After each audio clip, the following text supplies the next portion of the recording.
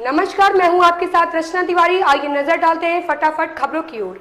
राष्ट्रीय राजधानी दिल्ली में 9 और 10 सितंबर को होने वाली G20 की बैठक के चलते 8 सितंबर से वाया रोहतक से गुजरने वाली 15 से ज्यादा ट्रेनों को 3 दिन के लिए रद्द कर दिया गया है। उत्तर रेलवे ने सम्मेलन के चलते दिल्ली आने वाली लगभग 40 ट्रेनों को रद्द कर दिया है। इसके अलावा 12 ट्रेनों का टर्मिनेट स्टेशन बदला है। साथ ही 70 ट्रेनों को सैटेलाइट स्टेशनों से जोड़ा गया है, जिससे इन 3 दिनों में काफी ट्रेनें प्रभावित रहेंगी। दिल्ली से जींद, भिवानी, हिसार, सिरसा की तरफ से जाने वाली ट्रेनें वापस आने वाली सभी ट्रेनों को 3 दिन के लिए रद्द कर दिया गया है।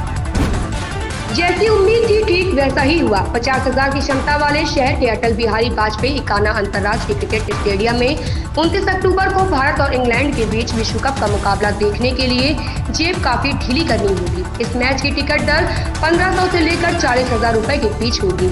इकाना में अब तक हुए किसी भी मुकाबले के लिए यह टिकट दर सबसे महंगी है। हालांकि इसके बावजूद शुक्रवार को सिर्फ सवा घंटे में ही जनरल स्टैंड के 25 और हॉस्पिटैलिटी के 10% टिकट ऑनलाइन बिक गए। इसके बाद साइट पर टिकट बिकने बंद भी हो गए।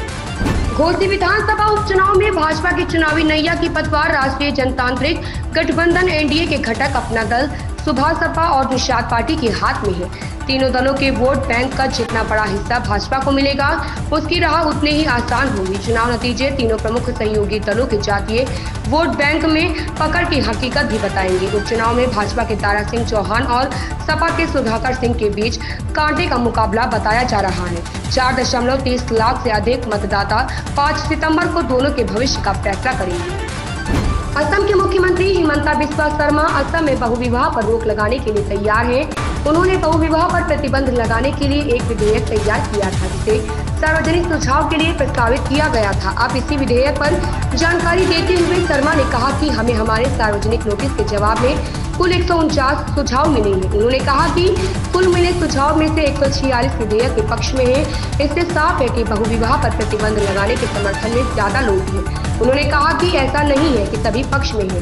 विधेयक पर 3 संगठनों ने विरोध जताया है। मुख्यमंत्री योगी आदित्यनाथ शुक्रवार की शाम गोरखनाथ मंदिर पहुंच गए। शनिवार को वहां गोरखनाथ मंदिर स्पोर्ट्स कॉलेज 4 लेन का लोकार्पण करने के साथ ही 195 परियोजनाओं की सौगात देंगे। महंत दिग्विजयनाथ स्मृति पार्क में दोपहर 3 बजे से होने वाले कार्यक्रम में सीएम योगी 628.59 करोड़ रुपए के विकास कार्यों का शिलान्यास और उद्घाटन करेंगे। सभी परियोजनाएं पीडब्ल्यूडी और जल निगम से जुड़ी है। इस दौरान सीएम जनसभा को भी संबोधित करेंगे। प्रशासन की ओर से इसकी तैयारियां शुरू कर दी गई है। मुख्यमंत्री पुष्कर सिंह धामी ने मसूरी में उत्तराखंड आंदोलन की 29वीं वर्षगांठ पर आयोजित श्रद्धांजलि कार्यक्रम में भाग लिया। शहीदों को नमन करते हुए उन्होंने कहा कि शहीदों के सपनों का उत्तराखंड बनाने की दिशा में ही काम करना हमारा दायित्व है। ये राज्य आंदोलनकारियों की देन है। मुख्यमंत्री धामी ने शहीद राज्य आंदोलनकारियों के परिजनों को शॉल पहनाकर सम्मानित किया। 29 साल पहले 2 सितंबर 1994 को हुए इस घटना में पुलिस की गोली से 6 राज्य आंदोलनकारियों की मौत हो गई थी। बागेश्वर धाम के पंडित धीरेन्द्र शास्त्री का सीकर में 2 सितंबर यानी आज 1 दिवसीय दिव्य दरबार लगेगा। कार्यक्रम को लेकर आयोजक की तरफ से सभी तैयारियां पूरी कर ली गई हैं। आयोजकों की तरफ से भव्य पंडाल सजाया गया है। जिला मुख्यालय से कुछ दूर खाली जमीन पर पंडाल सजाया गया है। कार्यक्रम में भारी भीड़ को ध्यान में रखते हुए सभी इंतजाम पूरे किए गए हैं। यहाँ आने वाले भक्तों को किसी प्रकार की असुविधा न हो, इसको लेकर तैयारियां की गई है। केंद्रीय गृह मंत्री अमित शाह रायपुर पहुंच चुके हैं। वो अपनी निर्धारित शेड्यूल से करीब 3 घंटे देर से राजधानी रायपुर पहुंचे। एयरपोर्ट पर बीजेपी के वरिष्ठ नेताओं ने उनकी अगवानी की। इसके बाद गृह मंत्री शाह बोरिया कला स्थित बीजेपी कार्यालय के लिए रवाना हो गए। यहाँ वो रात्रि विश्राम करेंगे। शाह की ये बैठक काफी अहम मानी जा रही है। वो प्रदेश कार्यालय में कोर कमेटी की बैठक लेंगे। ऐसे में ये कयास लगाया जा रहा है कि बैठक के बाद बीजेपी की दूसरी लिस्ट जल्द जारी हो सकती है। हाल ही में अभिनेता कार्तिक आर्यन को फिल्म निर्माता निर्देशक करण जौहर के घर के बाहर देखा गया। इसके बाद फैंस यह जानने के लिए उत्साहित हैं कि आखिर दोनों के बीच यह मीटिंग क्यों हुई।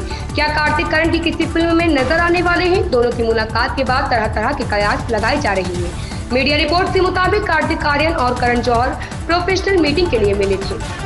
अंतर्राष्ट्रीय प्रतिबद्धताओं के लिए राजनीतिक समर्थन जुटाने के प्रयास के तहत भारत अगले महीने यहां नए संसद भवन में G20 देशों की संसद के अध्यक्षों की मेजबानी करेगा। G20 भारत के विशेष सचिव मुक्तेश परदेसी ने बताया कि संसद G20 की बैठक 12 से 14 अक्टूबर तक होगी और G20 देशों के पीठासीन अधिकारी तथा आमंत्रित देश विचार विमर्श में भाग लेंगे। उन्होंने कहा कि यह सभी G20 देशों और आमंत्रित देशों के संसद के अध्यक्षों और पीठासीन अधिकारियों से संबंधित एक बैठक है। उन्होंने यह भी कहा कि नए संसद भवन में 12 से 14 अक्टूबर के बीच ऐसा होगा। इन खबरों में बस इतना ही, बने रहिए हमारे साथ।